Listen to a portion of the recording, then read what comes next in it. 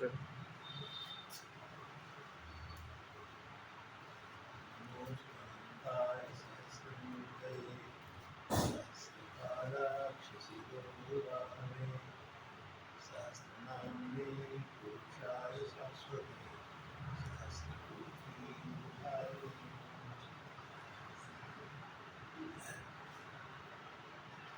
मैं इस विभाग के अधिष्ठाता डॉक्टर रविशंकर पांडे जी को सबसे पहले धन्यवाद देना चाहता हूँ।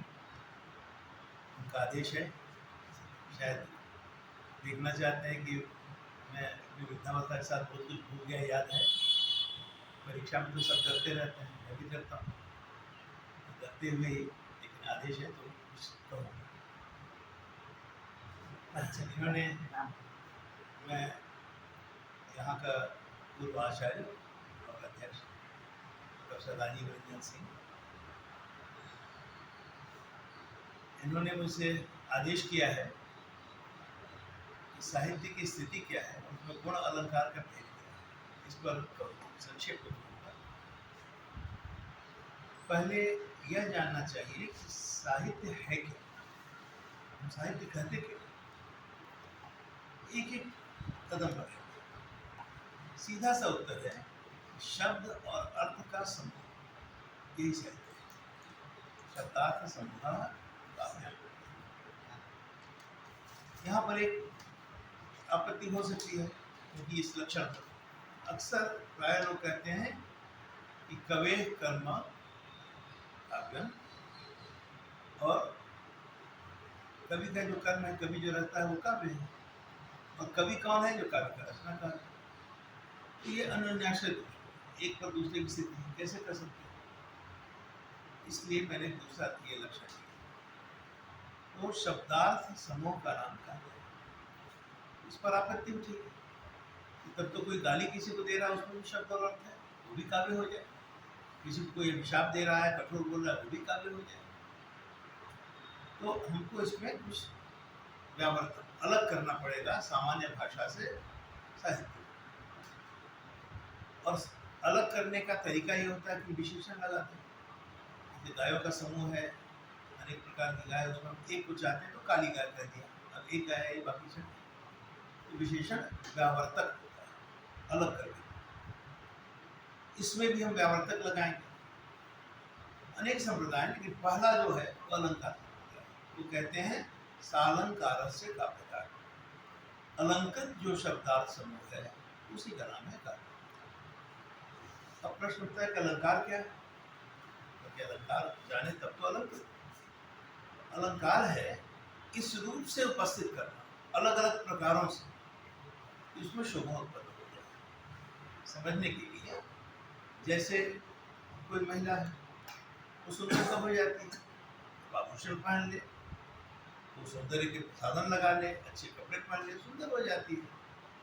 उसी तरह सामान्य शब्दार्थ को जब हम सौंदर्यशाली, सौंदर्य के उसके साधनों के योग से उसको आकर्षक बना देते हैं, इस प्रकार का जो शब्द और अर्थ है वो काव्य है।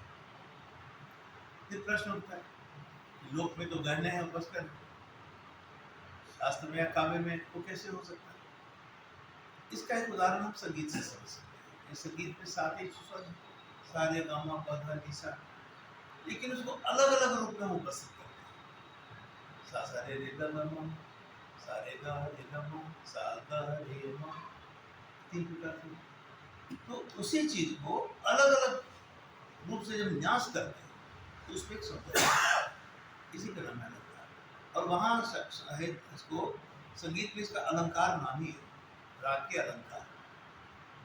लौकिक जीवन में भी देखो, कोई महिला है, बाल है उसके, उसमें कभी चोटी बना देती है, कभी उनको जटाकार दे देती है, कभी कुछ, उसमें आकर्षण पैदा हो जाता है, बात तो वही। लेकिन विविध प्रकार से, इस प्रकार से संरचना करना कि उसमें सौंदर्य आ जाए, नहीं करना। साहित्य में भी कैसे करेंगे, जैसे हम कह सकते हैं यमुना के किनारे घनेरे वृक्ष तमाल के, और इसी को अगर हम कहें तरनी तनुजा तट तमाल तरु बरगुज, बार बार तोता की आवृत्ति ही लगता है क्या।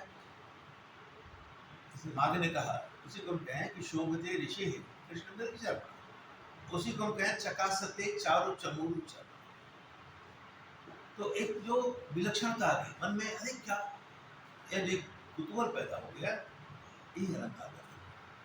उसी तरह हम किसी को कहें कि तुम बहुत सुंदर हो, सामान्य बात है।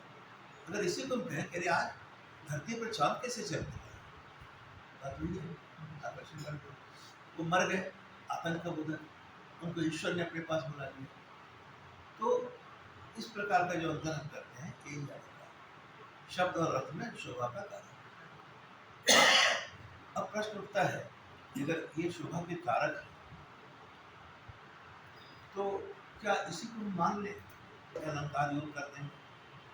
थोड़ा सा समय 5 मिनट ज्यादा लग सकता है, इसको प्रकार करूंगा। अलंकार संप्रदाय में 3 आचार्य, आद्य आचार्य ने भामा ने कहा कि बिल्कुल हमने अलंकार योग कराया, शब्दार्थ सुंदर हो गया, और सुंदर शब्दार्थों का जो समूह है वही का।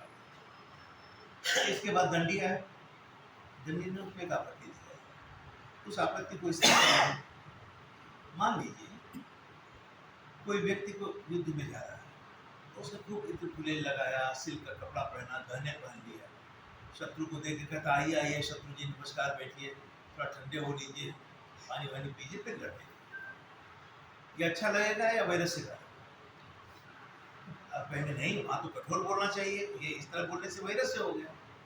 इसका मतलब है कठोर से ठीक होता है। कल्पना कीजिए कि वो अपनी पत्नी या प्रेमिका के जाता कहता है कि बैठ जा, मैं तुमसे प्यार करता हूं। तो पत्नी या प्रेमिका प्यार करेगी या बेहोश हो जाएंगे, क्या करेंगे? तो वहाँ तो कठोरता हमने व्यतिरिक्त से देख रहे हैं कि न कठोरता काम आई, न कोमलता काम आई, तो फिर सौंदर्य कैसे हो? तो मान लीजिए भामा दंडी से पूछता है कि भाई मैंने गलती कहाँ कर दी?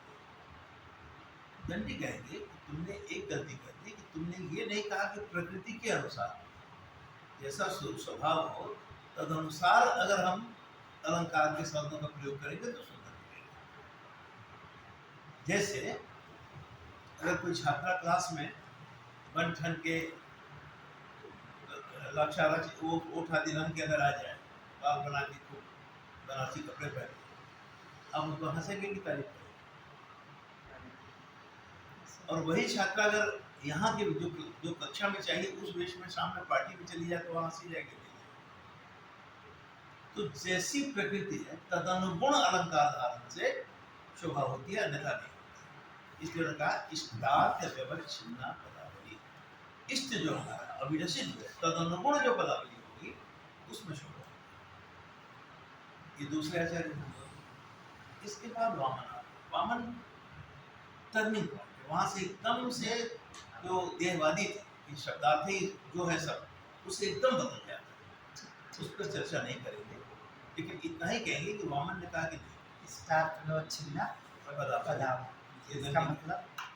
इष्ट जो अभिलषित हमारा अर्थ है उससे अब छिन्ना, तो उसके द्वारा अवस्थित रोकी गई जो पदावली, मैंने जैसा हमारा इष्ट अर्थ है तदनुगुण जो अलंकार लगाएंगे तब शोभा। युद्ध भूमि में ढाल तलवार यहाँ पर तब शोभा होगी, नहीं तो दिक्कत। वामन आए, मान लीजिए वामन कहते हैं कि भाई आप दोनों ही गलत हैं। कैसे गलत है? कैसे गलत है समझने के लिए फिर एक उदाहरण देखिए। अगर वामन कहता है कि मान लो एक बूढ़ी है, उसका पति जीवित है, तो पति अगर जीवित है तो उसे सजने संवरने का अधिकार है, लेकिन वो कज्जल लगा ले, डाली लगा ले, टाँग टूट गई है, मुँह से स्टीवन निकल रहा है, चेहरे पे झुर्री है, काजल लगा ले, एक पाँव सोने के दाने पहन ले, लाल साड़ी पहन ले, अब उसको सुंदरी कहेंगे कि बूढ़ी बूढ़ी लाल लगा ले? क्या कहें? नहीं कहा है। प्रश्न है कि यहाँ अलंकार भी है, इष्टार्थ भी है, सदवा है, उसको अधिकार भी है, तब भी तो फेल हो। तो लक्षण तुम्हारी कैसे जा रही है? नहीं गई है ना? अव्याप्ति दोष हो गए, लक्षण जितने भी कवर करना चाहिए नैरो एप्लीकेशन हो गया, वहां पर नहीं पहुंच रहा है, तो कहाँ गलती? वामन कहते हैं काव्यम ग्राह्यम अलंकारा, शब्दार्थ में अलंकार के कारण काव्य का। मान लो हमदनी दोनों कहेंगे अरे रे क्या बात है, अभी तो तुमने खंडन किया हमारे अलंकार का और तुम भी कूद गए अलंकार पर। तो हमने कहा तो बहुत खराब, आप कह रहे हो बहुत अच्छा, ये कैसे हो सकता है? मोहम्मद ने कहा कि नहीं, आप आचार्य हैं, आपकी बात में रखिए, लेकिन अलंकार का अर्थ क्या है ये तो जानिए। क्यों अलंकृत यानी जिससे शोभा बढ़े, मतलब शोभा का साधक, तो ये अलंकार है। कहा नहीं, ये गड़बड़। मैं कहूंगा कि अलंकृति है अलंकार, सुंदरता ही अलंकार है। मान लो कि दोनों कहते हैं कि हमारी होती है क्या, इसमें व्युत्पत्ति होनी चाहिए ना, हमारे पक्ष में व्युत्पत्ति है अलंकृत लेना, तुम कैसे कह दिए कि अलंकृत? थोड़ा पढ़ा है, भाव व्युत्पत्ति होती है कि नहीं, तो भाव व्युत्पत्ति इसमें तीन लगाऊंगा, अलंकृति अलंकार हो जाए। दूसरा कितना जो ये जो उपमा आदि अलंकार बाह्य उपकरण है बेकार है, फिर क्यों? कहते कि मेरा लक्षण है कि काव्य शोभाया कर्तानु धर्मा गुणा, काव्य में जो शोभा होती है उसका मूल है गुण, उससे सुंदरता आती है। ये अलंकार तद अतिशय हेतुवस्तु अलंकारा, अगर शोभा है तो उसको बढ़ाने वाला अलंकार, लेकिन अगर शोभा ही नहीं है तो किसको बढ़ाएगा? वो दोष हो जाएगा, तो और उपहास का पात्र होगा। तो तुम्हारा काव्य लक्षण क्या बनेगा? कहते हैं अलंकृति अलंकारा, है ना, काव्यम ग्राह्यम अलंकारा, अलंकार रहने के कारण हेतु पंचमी तो काव्यता न होगी। अलंकार का मतलब सौंदर्य अलंकारा है, इस व्युत्पत्ति से भाव व्युत्पत्ति से अलंकृति अलंकार, यानी वो आएगा किस का सदोष गुणालंकार हाना गाना, वह जो सौंदर्य है वह शब्दार्थ में पैदा होता है दोष के परित्याग पर, क्योंकि पहले दोष है बाधक, बाधक रहने पर तो कुछ होगा नहीं। बहुत सुंदर है, इसमें उत्कृष्ट का दाग क्या, बहुत सुंदर है, बोलती है तो लगता है ऐसे बादल कर रहा है, कौन जाएगा उसको? तो दोष जब तक है तो गुण होगा, इसलिए पहले दोष का परित्याग, इसलिए मोहम्मद ने पहले दोषों का, उसके बाद दोष के परित्याग सदोष आना, गुण अलंकार आदाना, और गुण अलंकार के ध्यान से। इसका मतलब हुआ सौंदर्य का जो कारक और वर्धक तत्व है गुण अलंकार है, और जो उसका बाधक है वो दोष।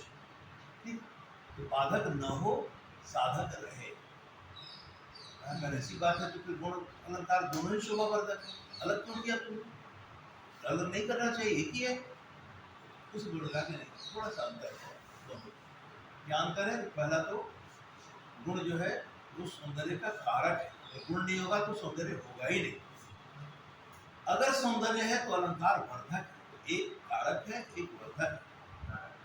ठीक, दूसरा कि अलंकार एक गुण नित्य है, गुण नहीं होगा तो सौंदर्य होगा ही नहीं, अलंकार अनित्य है। तीसरा कि अगर कोई कहे कि हम बड़े बहादुर, कोई कह सकता है कि देखो मेरी बहादुरी यहाँ है, इनबिल्ट है, स्वभाव है, बाहर नहीं कर सकते।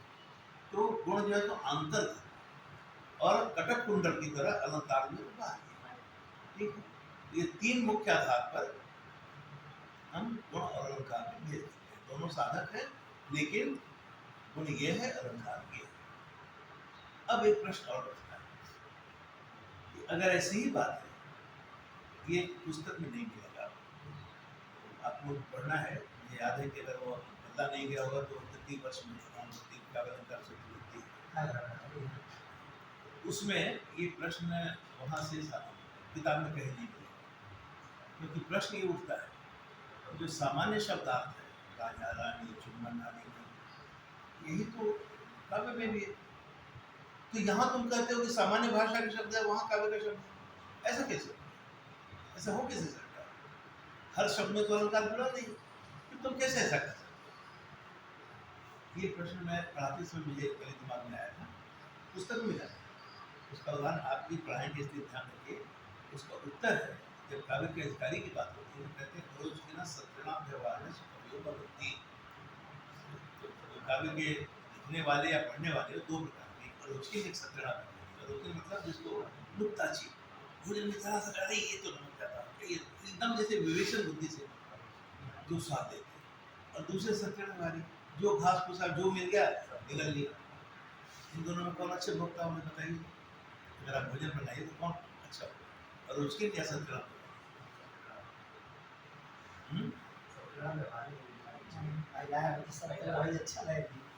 महिला ने बड़े मेहनत से बड़े प्यार से बनाया और आप निकल गए, उसका स्वाद का कुछ परीक्षण नहीं किया, उसकी तारीफ नहीं की, तो घर में रहेंगे कि निकाल दिया जाएगा।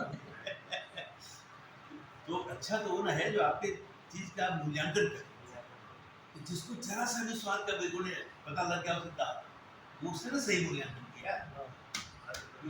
हाँ, और जो गाय बैल निकल गया जो कुछ दोष भी है तब भी छंदो भंग है तब भी जिसको कुछ खटकता ही नहीं वो क्या क्या ठीक है। तो इसको जब मैं पढ़ा तो मुझे लगा कि बात चल रही है साहित्य की, ये भोजन की बात कहाँ से आ रही। इसका मतलब है कि कवि ही परिवेशन करता है, कवि परोसता है। क्यों परोसता है? उसके परोसने से क्या चमत्कार है कि सामान्य शब्दार्थ काव्य शब्दार्थ बन गया। अब कल्पना कीजिए बहुत अच्छा भोजन, लेकिन आपको थाली में इस तरह दिया गया कि दाल जो है तो सब्जी में मिल गया, दही जो है तो कहीं नमक मिल गया, खाएंगे तो थोड़ा खराब भी खाना हो, लेकिन टेबल पर कटलरी लगा के सजा के गुलदस्ते लगा के दिया गया तो अच्छा लगेगा। तो तीन प्रकार की बुद्धि होती है।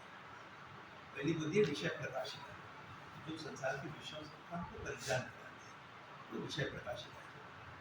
दूसरी बुद्धि होती है सदसद विवेचनी, जो ये अंतर कर दे कि ये सही है ये गलत है, उसको विवेक है। और तीसरी होती है नवनव उन्मेषशालिनी, जो नए नए तरह की कल्पनाएं जिसमें अलंकार क्या है मैं भी बताया, नई नई तरह की कल्पना करके प्रस्तुत करना। तो नवनव उन्मेषशालिनी जो प्रतिभा है उसको कहते हैं प्रतिभा। कवि में प्रतिभा होती है, तो कवि अपनी प्रतिभा के द्वारा सामान्य शब्द को ही जब परोसता है तो उसमें कुछ ऐसी विलक्षणता पैदा हो जाती है जिससे आकर्षण उसी तरह। हाँ सर, कैसे एक उदाहरण से समझ लीजिए और स्पष्ट हो जाए। जैसे कोई बच्ची नंग धड़ंग उछल रही है, चिल्ला रही है, गले में लिपट जा रही है, अब उसको नायिका कहेंगे? देखिए वो उसका वयस्क होती,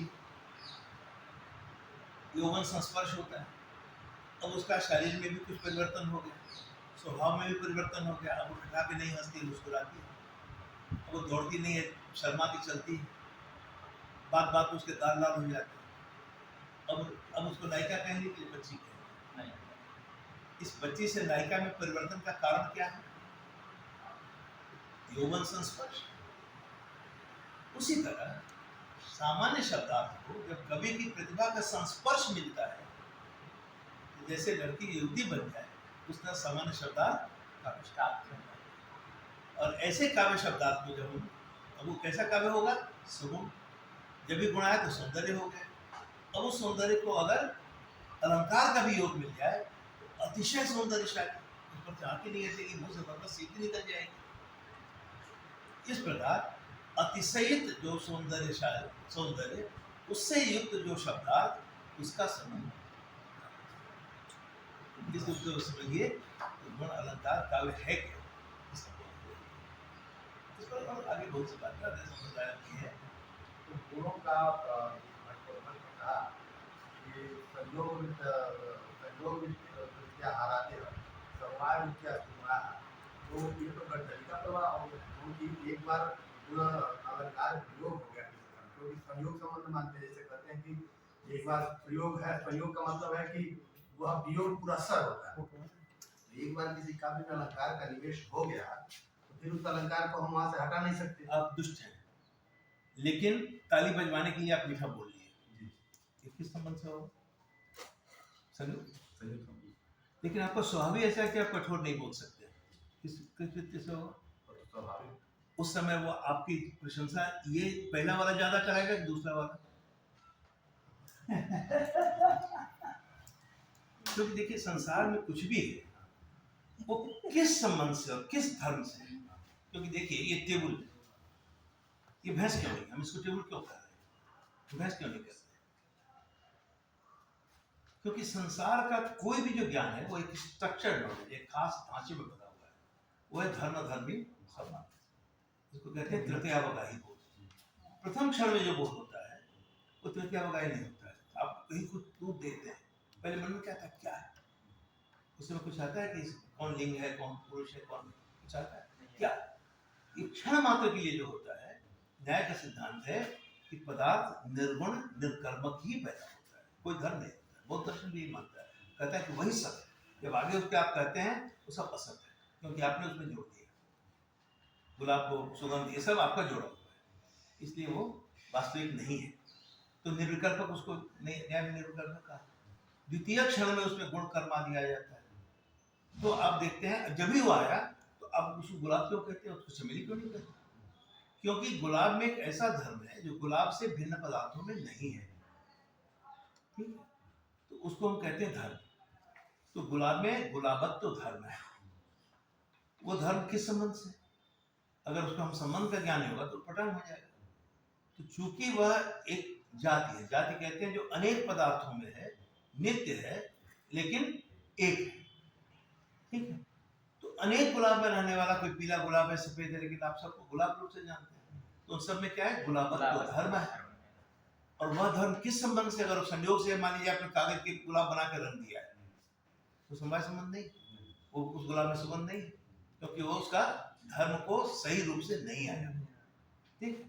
इसलिए धर्मावच्छिन्न और संबंधावच्छिन्न जो हम पदार्थ का बोध करते हैं वो सही। पूछिए कि इतना अवच्छेदक में क्यों जाए, जरूरत क्या है इसकी जानने की?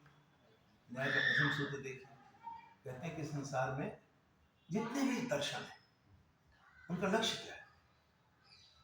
उनको दुख न हो, क्योंकि त्रिविध दुख से ग्रस्त है। हम संसार को बदल नहीं सकते, लेकिन हमको उससे छुटकारा भी पाना, क्या है? तो उसके कहते हैं कि जो मूल है उस कारण को जब तक नहीं जानेंगे तो कार्य का नष्ट नहीं होगा। तो आप मूल जानिए क्या है। तो गौतम का पहला सूत्र देखिए, दुख। उस दुख का कारण क्या है? जन्म। जन्म क्यों होता है? प्रवृत्ति। प्रवृत्ति तो होगी, लेकिन उसके मूल में है दोष, उसके मूल में है मिथ्या ज्ञान। तो मिथ्या ज्ञान से दोष पैदा होगा, दोष के कारण हम जो प्रवृत्त होते हैं वो दुष्ट हो जाते हैं। तो दोषयुक्त प्रवृत्ति से जो हमारे प्रारब्ध बनेंगे वो दोषयुक्त होंगे, तो जन्म होगा, जन्म है तो कष्ट। कैसे नाश? कहते हैं कि दुख जन्म प्रवृत्ति दोष मिथ्या ज्ञानानाम उत्तरोत्तरा पाए। बाद वाला जो खत्म होता जाएगा तो पूर्व पूर्व अपाया, वो अपने खत्म हो जाएगा, कारण नाश हो गया, कार्य नाश होगा, तो उससे स्वर्ग। स्वर्ग का मतलब कोई स्थान नहीं है। चाहे मीमांसा दर्शन देखिए, न्याय देखिए, एक गलत धारणा है स्वर्ग में वहां पर इंद्र है बनाना। दर्शनों ने सीधे कहा दुख से आत्यंतिक निवृत्ति ही स्वर्ग, ठीक, दुख की आत्यंतिक निवृत्ति। अभी दुख होता कैसे? क्योंकि हमारा मिथ्या ज्ञान। मिथ्या ज्ञान हम कैसे जाने कि मिथ्या है या प्रमा है कि प्रमा है? उसका भी बहुत सही कसौटी है जीवन में। सफल प्रवृत्ति, विफल प्रवृत्ति। आपको प्यास लगी है, आपने दूर देखा कि झिलमिला रहा है, आपको लगा पानी है तभी झिलमिला, आप दौड़ के गए, पानी मिल गया, प्रमा ज्ञान, क्योंकि मेरी प्रवृत्ति सफल हो गई। हम वहां गए, लगा कि नहीं और आगे झिलमिला रहा है, फिर गए और आगे झिलमिला रहा है, मेरी जीता। विफल प्रवृत्ति वो मिथ्या ज्ञान। तो जिससे सफल प्रवृत्ति हो वो यथार्थ ज्ञान है। और जब हम संसार में एक्स को वाई की तरह जानते हैं तो दुख में हमने, हमको चांदी चाहिए, हमने सीप को चमकता देख लिया, हम दौड़ के गए वहाँ, वो तो सीप है, इतने।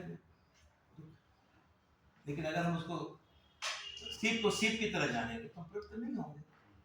प्रवृत्त नहीं होंगे तो हमारी सारी जो एक चेन है वो टूट जाएगा। इसीलिए मिथ्या ज्ञान कैसे जाएगा? तत्व ज्ञानान निश्रेयसम। पहला जो उसको देखिए, तत्व षोडश पदार्थानां तत्व ज्ञानान निश्रेयसम। इस तत्व ज्ञान से मिथ्या ज्ञान की निवृत्ति होती है। मिथ्या ज्ञान अगर निवृत्त हो गया तो मूल कारण ही खत्म है, तो पूरा चेन भरभरा के खत्म। तो संसार में रहते हुए दुख से